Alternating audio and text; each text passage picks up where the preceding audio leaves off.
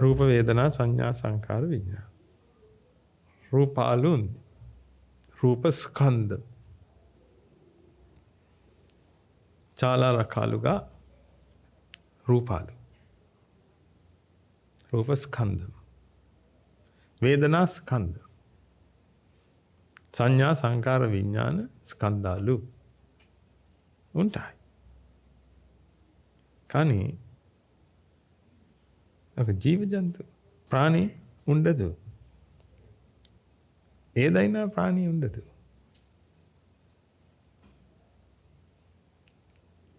కానీ మనస్సు ఉంది. శరీరం ఉంది, మనస్సు ఉంది.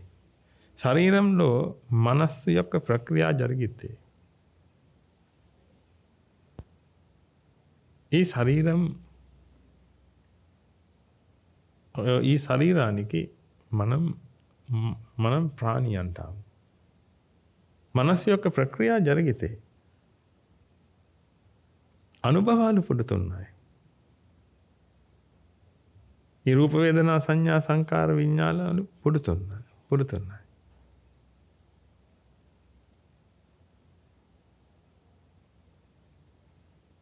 లేకపోతే 4 భూత రూపాలు కలిసి పుట్టిన ఈ ప్రపంచం, ఇది ప్రపంచం కాదు. ప్రపంచం మీ మనస్సులో పుడుతుంది. ప్రపంచం పుట్టడానికి పంచం కావాలి. పంచం మీ మనస్సులో పుడుతుంది. పంచం ఈ నేలలో పుట్టదు.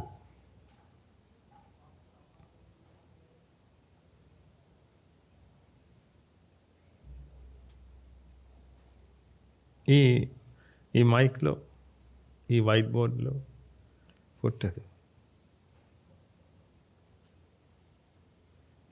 పంచం మీ మనస్సులో మాత్రమే పుడుతుంది. అజ్ఞానం వల్ల, తృష్ణ వల్ల ప్రపంచం అవుతుంది. అందుకే ఈ ప్రపంచం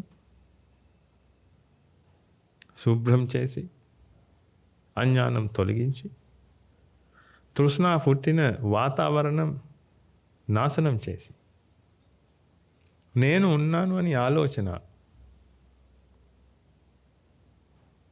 పుట్టిన ఈ ప్రక్రియ ఆపాలి. అది మార్గం.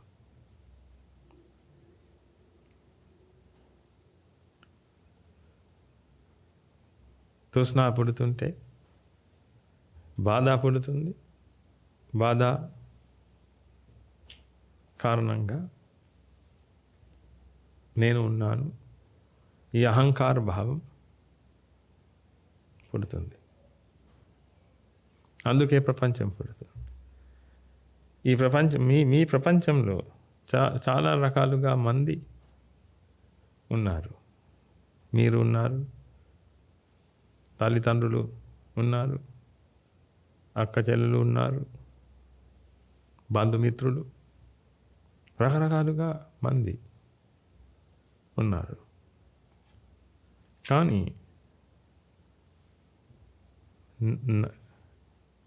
నన్ను చూసి మీ మనస్సులో ప్రపంచం పుడుతుంది.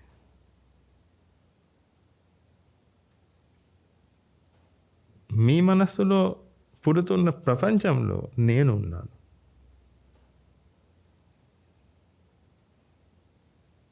ఇక్కడ ఈ శరీరం ఉంది.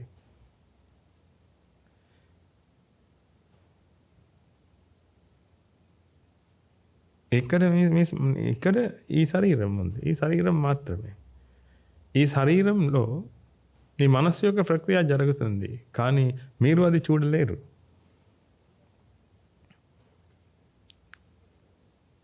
ఈ శరీరం చూసి మీరు నమ్ముతారు ఒక మనిషి ఉన్నాడు అని. ఈ మనిషి మీ మనసులో పుడుతున్నాడు. మీ మనసులో పుడుతున్న ప్రపంచంలో ఈ మనిషి ఉన్నాడు. కానీ ఈ మనిషి నిర్మించడానికి మీకు పంచం కావాలి ముందు.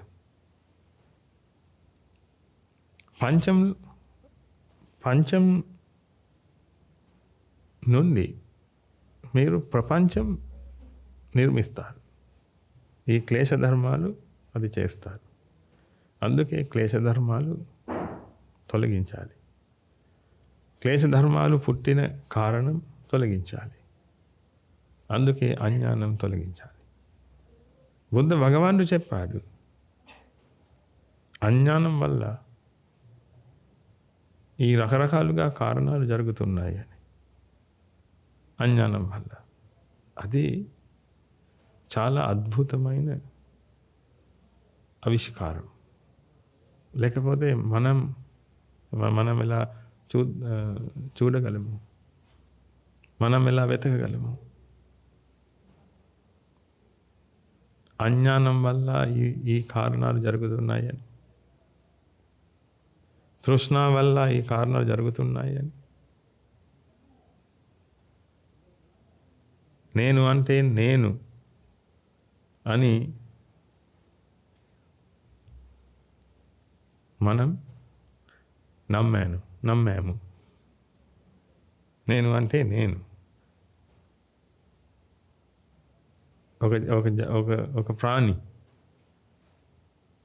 ఒక వ్యక్తి. మనం ఎలా వెతుకుతాము, అది వ్యక్తి కాదు. అది ఒక స్థిరమైన వ్యక్తి, అది ఒక స్థిరమైన ప్రాణి కాదు. అది ఒక భావం, అది ఒక అనుభవం, అది ఒక ఆలోచన మాత్రమే. బుద్ధ భగవానుడు మనకు చెప్పాడు,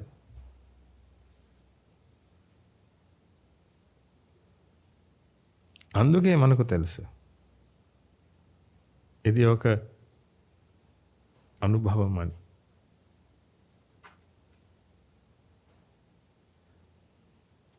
అజ్ఞానం వల్ల పుడుతుంది అని.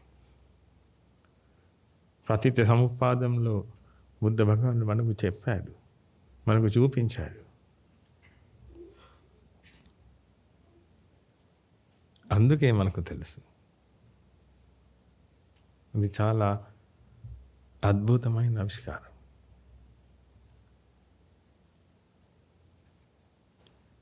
అందుకే ఈ ధర్మం మనకు లభిస్తుంది. బుద్ధ భగవానుడు ఈ ధర్మం చెప్పాడు. ధర్మం అంటే ఈ ప్రకృతి